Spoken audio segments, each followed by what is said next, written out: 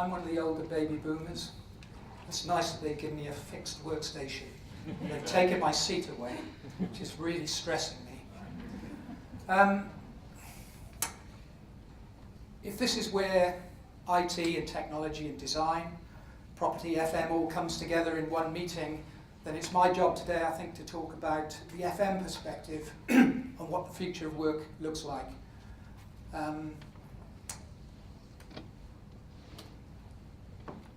I'm going to go through this at pace today because I'm conscious of the time. So over the last 2 years, we've been doing face-to-face interviews with a number of estates and property and FM directors around where they see the FM workplace going. And on the right of this slide, as you see it, are some of the organisations we've talked to. We've done extensive face-to-face interviews, and we've followed them up with dinner debates, where we've taken the individual subject matter and kind of stretched it out. So what's happening on the estates? What's driving the business? How is their property changing? It's the kind of trends and drivers that, and pressures that they face, the sort of thing that keeps them awake at night. We also sponsor the facility show, and for a bit of fun we thought it would be good to ask the people who go to that show questions around the same kind of subjects as to where they see the future of the workplace. This was a different kind of survey, and statistically I think if you compared one survey with another, it would get shot down and torn to pieces. But it is interesting to see how the two different groups compare and contrast in terms of their view of where this is going. And the interesting thing is that the face-to-face executive research was done entirely with property and estates directors, whereas the facilities show was very much more a mix of operational people, the kind of people who make FM tick over day to day. And we're fairly sure that in this group, a lot more sort of SMEs, whereas in the executive research, primarily large corporates. And here are some examples of what I mean. We asked, what do clients want from a facilities management company? Mitie is a facilities management company. It's our job to make sure that from day to day, the people in the workplace can get on with their work in a trouble-free way. So if you look at the purple slides, you can see that the executive directors are looking for higher quality of services. They're looking for more innovation. We talked about that earlier. I heard speakers talking about more innovation to make this changing workplace operate. If you talk to the, wasn't that funny?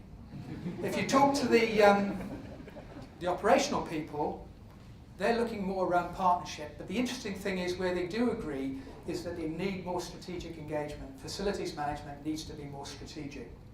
And an interesting thing, focus on outcomes. I think that was mentioned in one of the earlier discussions as well. So let's look at some of these drivers. Now, the most staggering thing really about the research that came out was the degree of property consolidation that's gone on since 2008. If you average it out, it's around 45% among the group that we interviewed, which is quite amazing. And we all know it's been driven by the economic pressures, the recession, the property directors being forced to reduce their portfolios and deliver savings. We know that it's been facilitated by all the technology we've talked about today, the fact that people can work anywhere, anyhow, anytime. And it's been facilitated also by the fact that companies are quite willing to move from a traditional way of working to an agile way of working. We also asked these groups whether that stopped or whether it's going to continue, and there was an interesting difference. The executive research group see this trend of property consolidation continuing for some time towards 2020, whereas the operational teams that work in the facilities area see an increase. Now, I can't really explain that. It's possible that because there are more SMEs in this particular subset, that they see a different trend. It may be that the operational teams and the strategic teams are out of alignment in terms of their thinking.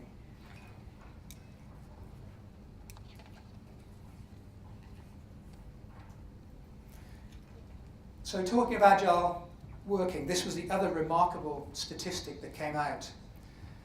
In the first set of research that we did, when we asked about the move to agile working, 20% said they have implemented or are about to implement agile working. By 2014, the executive research had leapt 50%, and 70% of the people in our survey were in that space of moving to agile working. And the interesting thing, this is mirrored by the other group as well. And that's quite a staggering rate of change over the last 2 years.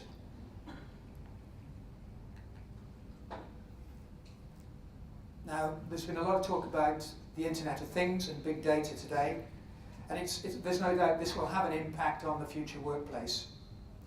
We had a dinner recently, and it was part of the discussion. Many of the organisations aspire to having a single 360-degree view of all the workplace information as they move to providing a bundled service which involves HR, IT, and FM and property in a service provision that's focused around the people in the space. It was also clear from the discussion that both groups believe we've got quite a way to go in terms of whether that data is usable and what we can do with it.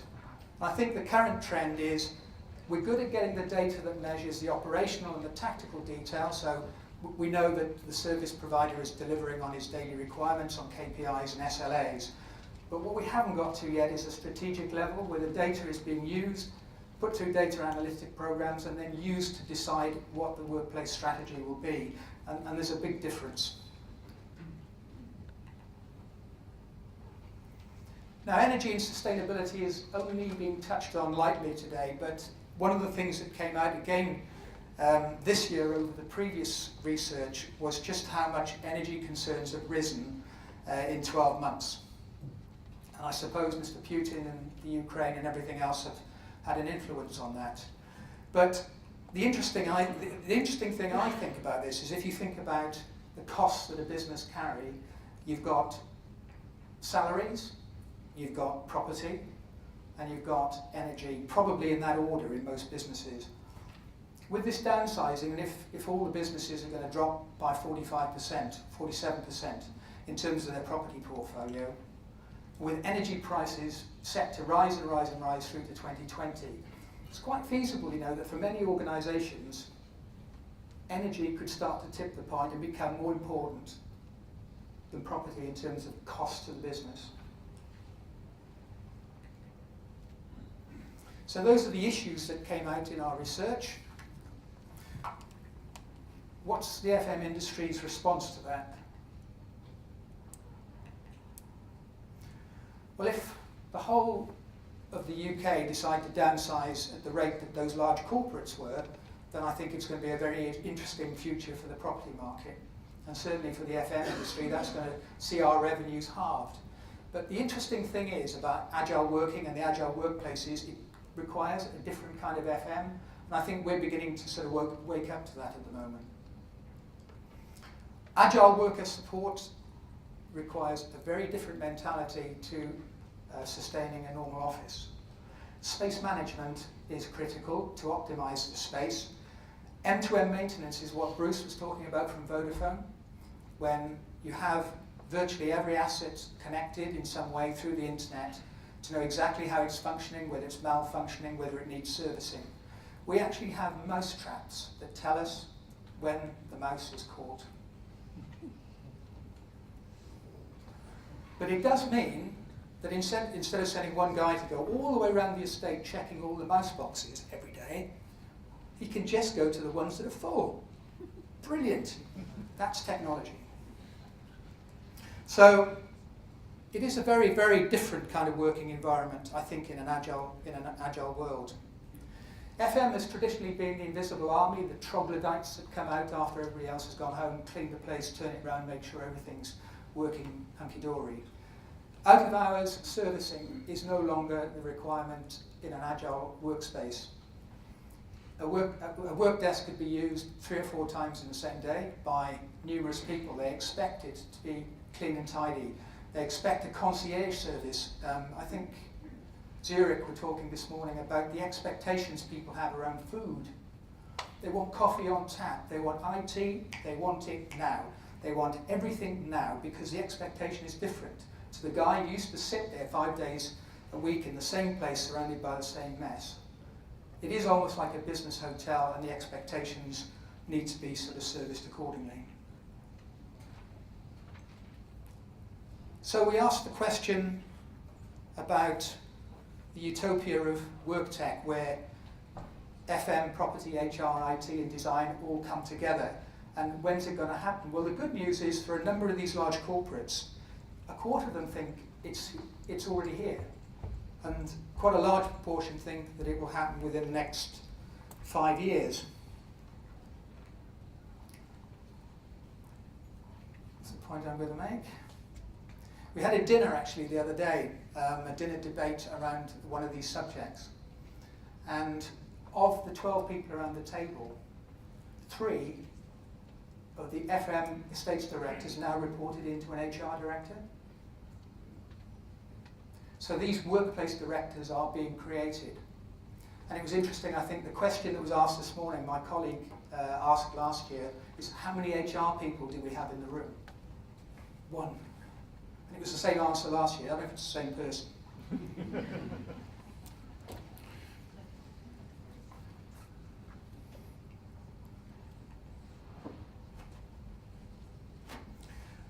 We asked, how strategic do you see the facilities? And it was interesting, again, one of the previous speakers saw how IT and FM are beginning to integrate together.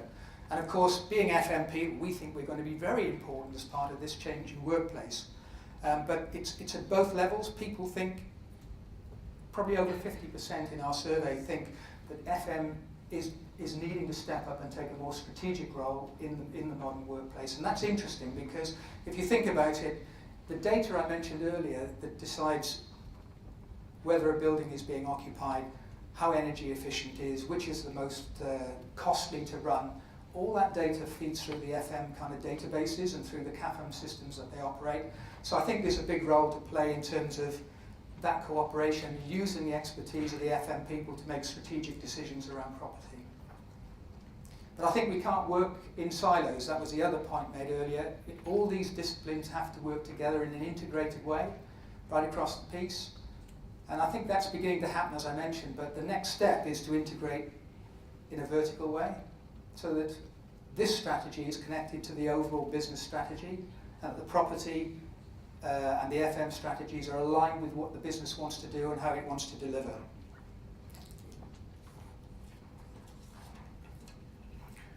So, what have we learned from all this? Well, work is changing, and the pace of change now is quite frenetic. What we've seen over the 2 years we've done this survey has shown a great acceleration. Some of the other things that have come out is that although there's been a consolidation around property, there's been this growth of motherships or high-profile kind of centred around the southeastern London type HQs at the expense of the regions. The workplace is a significant differentiator. We're seeing people are telling us that cost is no longer the prime driver. As we're coming out of recession, some of the larger corporates absolutely realise that talent is the big driver now. The finance companies, professional services companies and the IT companies are all fighting for the same new talent coming into the marketplace. And they see the workplace as a significant differentiator. I was at an event about a month ago when the the estates director of the O2 company said, our best recruitment tool is actually the Thames Valley campus we just opened. We just have to get people there and they go, wow, we want to work here. Sorry, Vodafone. I did tell Bruce I would say that. If you go to Vodafone, it's a wow factor too.